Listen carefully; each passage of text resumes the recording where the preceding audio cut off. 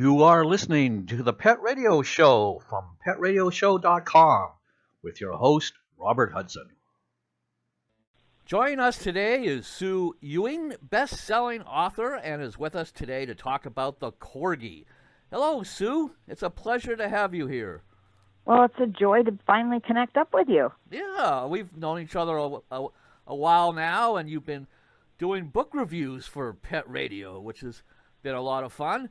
And I'm so happy to have the chance to talk to you. And I know that Corgis are your near and dear, close to your heart. And I'm curious what attracted you to the breed and how long you've been working with them. I've had them for a little over 35 years. And it all started actually with a mixed breed. And we went to a dog show, and I watched some obedience, and I said, I want to do that. And at the time, mixed breeds couldn't compete. Now they can, which is really wonderful. And so, my parents had just gotten a Pembroke Welsh Corgi, and I thought he was a really neat little dog. And it happened that we lived not too far from a breeder who was having puppies. And I said, well, let's just go look. We don't necessarily have to get one. We'll just look. But you can't just look. So we ended up with our first Corgi. Wow, 30 years, huh? That's, I would think you'd be an expert by now with 30 years with Corgis. They're still, they all have their own personalities. So every time I think I know what I'm doing, then, my latest Corgi proves me wrong. Well, that was my next question. How would you describe in general, their temperament and personality? Are they kind of a hyper dog or real laid back?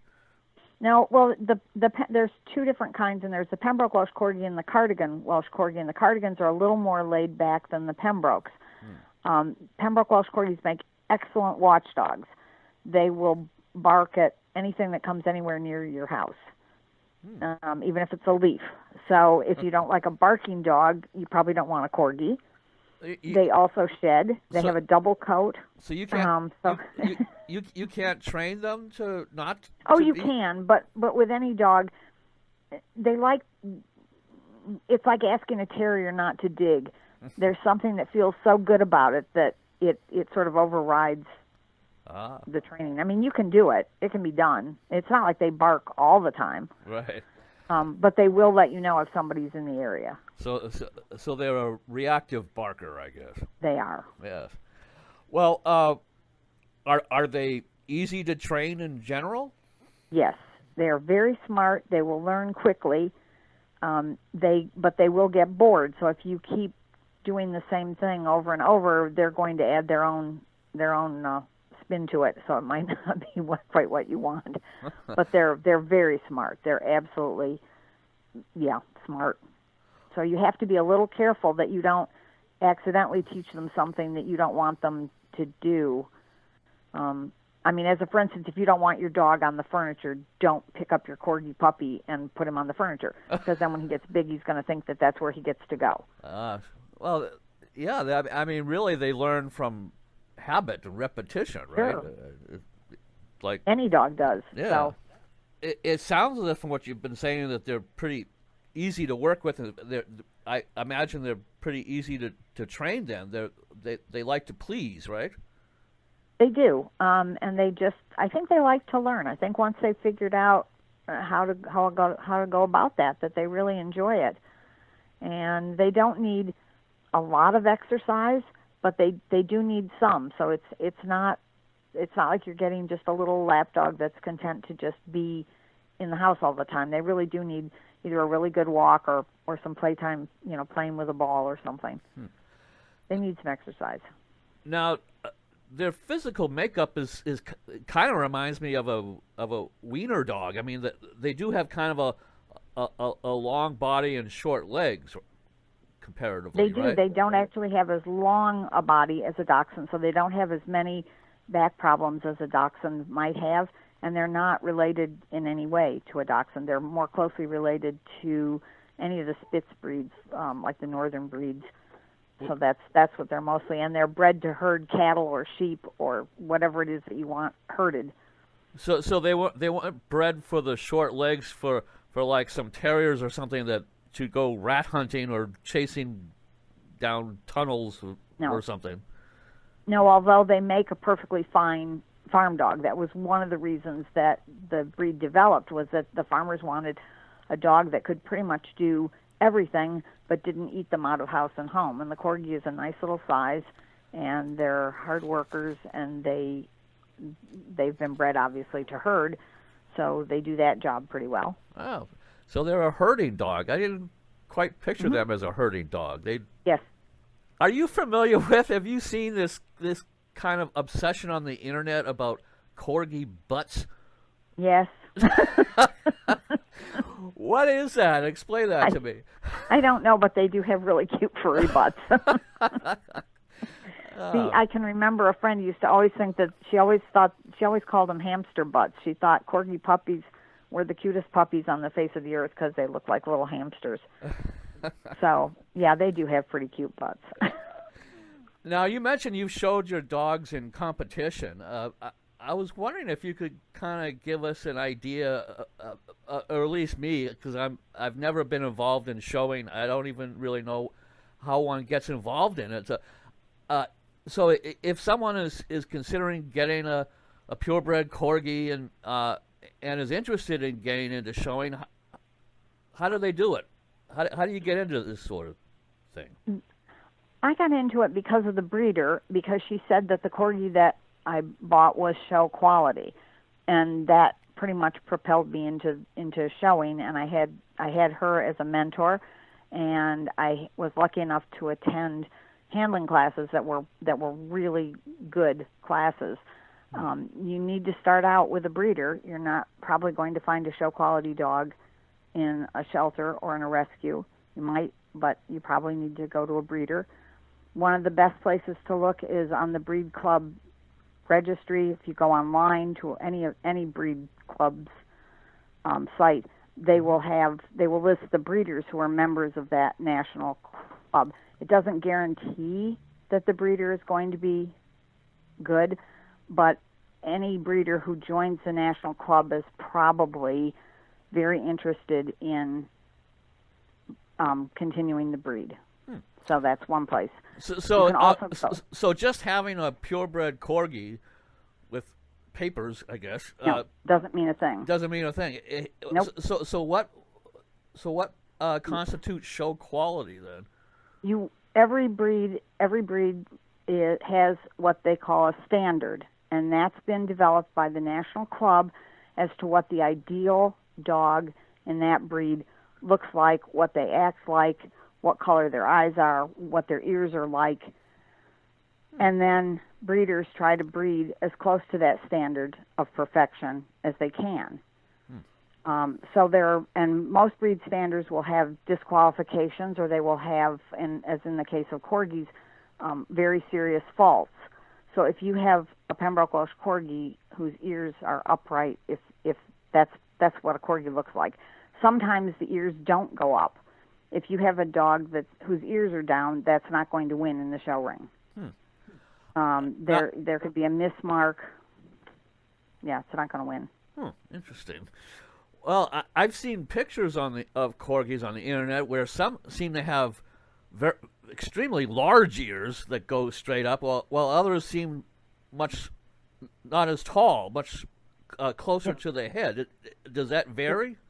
It might be that one picture is a cardigan and one's a Pembroke. I mean, I'd actually have to look at pictures. They have pretty large ears.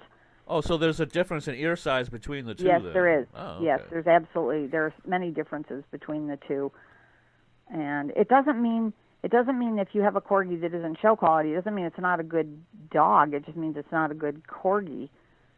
I mean, I have a Corgi right now she's just so sweet and she's so cute, and she's not show quality. She's a sweetie, and I love her, and she's smart, but she would never win in the ring. But you have another that does. I have another one who's absolutely drop dead gorgeous. He's definitely show quality. Oh. It just depends, and I would never. You also have to sort of have a competitive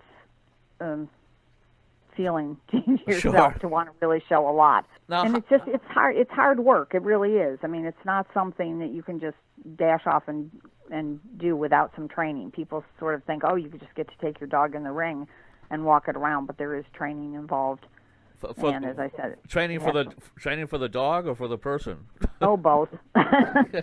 Is there a lot of special training involved for the show then for the dog? I mean, does the dog have to be trained how to walk around the ring, I guess, and how to sit and be judged and all that? Yeah, you don't want them to sit in the confirmation ring. Oh, okay. So they stand. There's a starter. Yes, they stand, and you want them to look.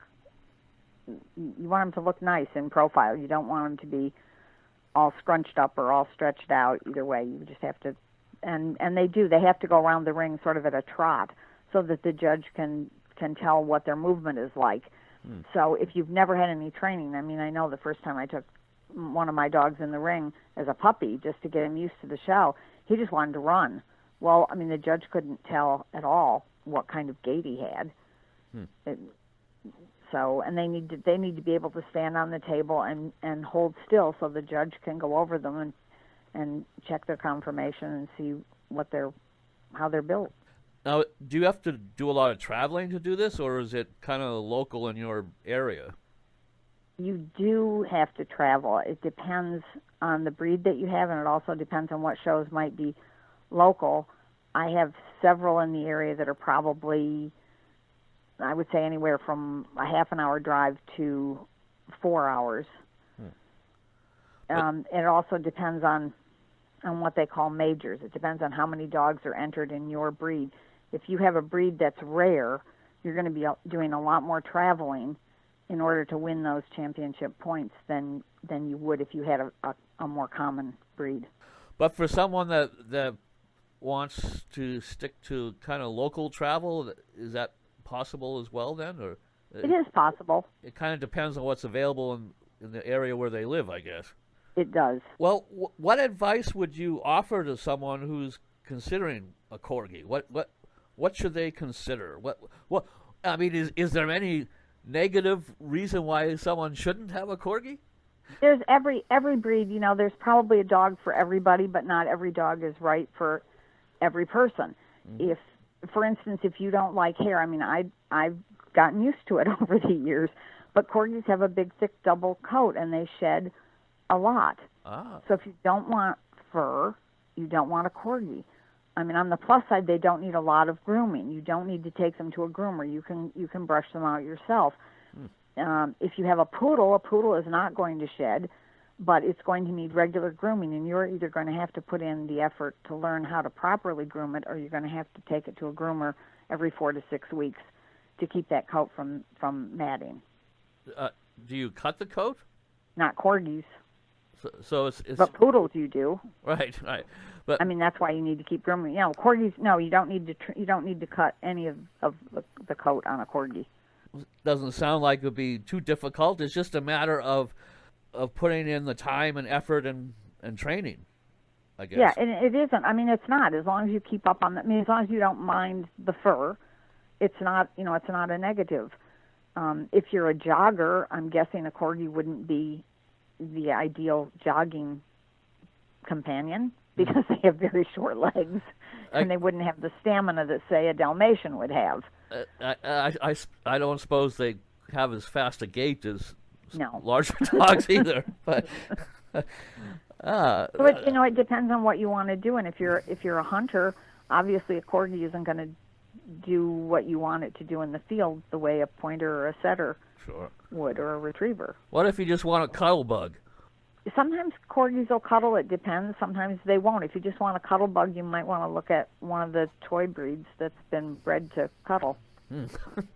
Okay, but I mean, they're an affectionate dog, though, right? I mean, I'm very obviously I've been happy with them for 35 years.